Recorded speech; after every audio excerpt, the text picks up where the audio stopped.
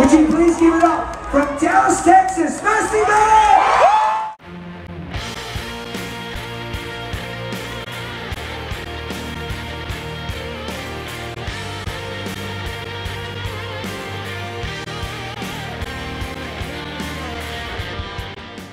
The band MercyMe, and my name's Barry, and I'm half of the guitar players in the band. I'm Mike, I'm the other half.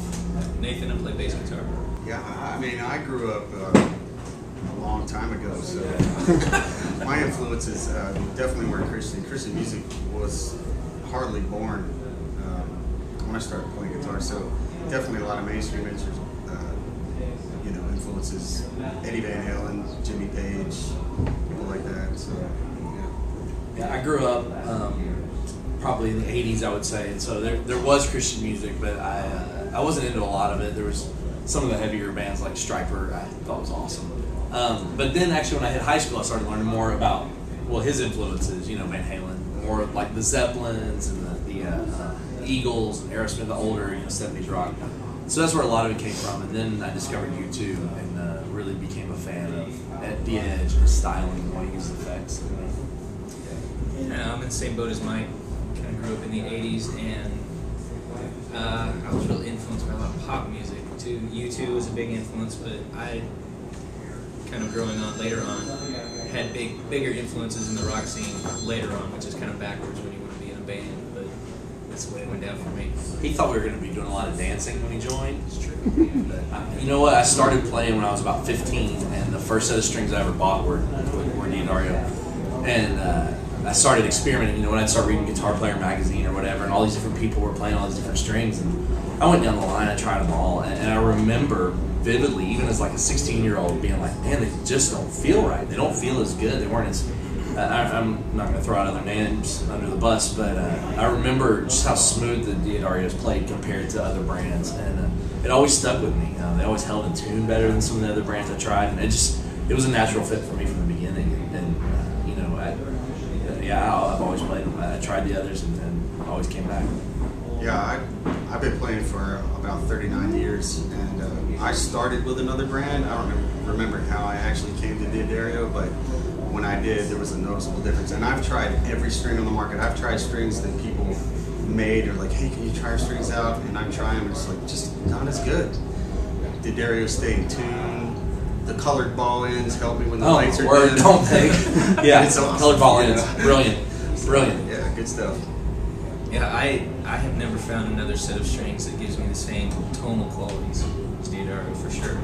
Being a bass player, some guys aren't too concerned with their tone, just roll their tone knob back and play. It's bass, right? It's bass. No, I don't feel that way. It's to be felt and not heard. But You're in tune. But I'm in tune. I'm It's always in good. tune. But yeah, I never had another brand of strings give me the same tone qualities. And last too, like the strings last for a long time. I don't have to switch them out every other show. Acoustic strings too, like the phosphor bronze, I love. And man, they last forever. Great. I'll tell the story. Jerry had crowd surfing once. Crowd surfing was We real. had crowd surfing. Jerry Yeah. was a pretty big fan of ours in our early days, in our independent days, a long time ago. And he came out to a bunch of our shows, and he got really excited, and like the whole crowd was jumping up and down. We were in this hotel ballroom. It was a great night, great show. Jerry was right down front, which was cool because he'd been to a bunch of our shows, so it was cool to see him down front representing. He got so excited and jumping that he didn't realize his pants had started to slip down, and all the way to his ankles.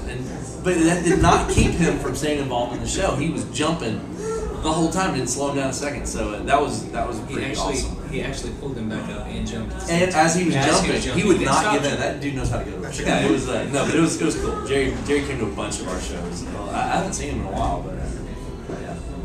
He's busy buying belts. These are always fun. These are festivals, outdoor events like this are always fun for us personally because we get to see other artists, other friends throughout the day. But yeah, there's always a little bit more excitement. I don't know if it's just because so many bands are here. People are excited to see people they never get to see. There's a lot of people that come here to maybe see, Fireflight, but have never seen us play before, but they're going to get the chance to see us. So it's cool. Or vice versa. Yeah. I would totally agree with that. And you know, there's times when there's bands that we've toured with in the past, and you haven't seen them for a year and a half, and you get to catch up and just connect with people. Yeah, it's kind of a social event for the artists a little bit. Yeah. And see here, it's just gorgeous weather. We left like 107 degrees in Dallas yesterday where we live. To be here in what, like 80? Up in the mountains, it's beautiful. So you get to see the country, you get to spend the day outside.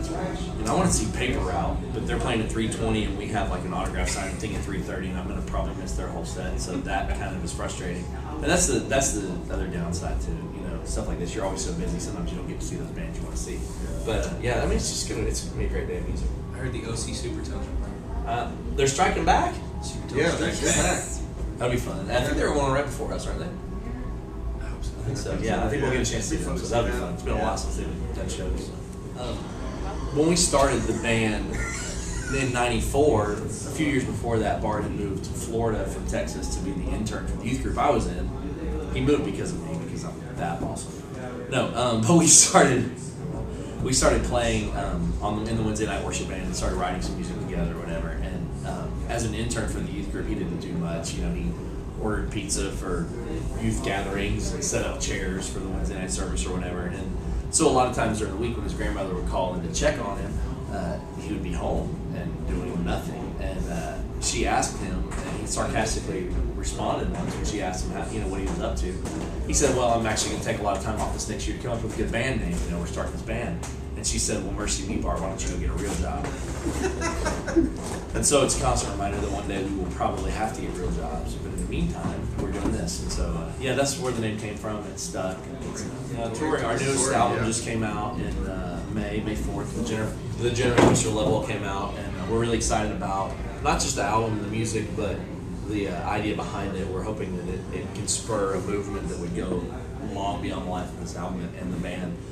Just challenging people to basically just love their neighbor and to love them well, and to, we're great as a society at standing up when there's a need announced. When an earthquake happens in Haiti, we send millions of dollars and millions of, just thousands and thousands of troops and water and supplies and everything.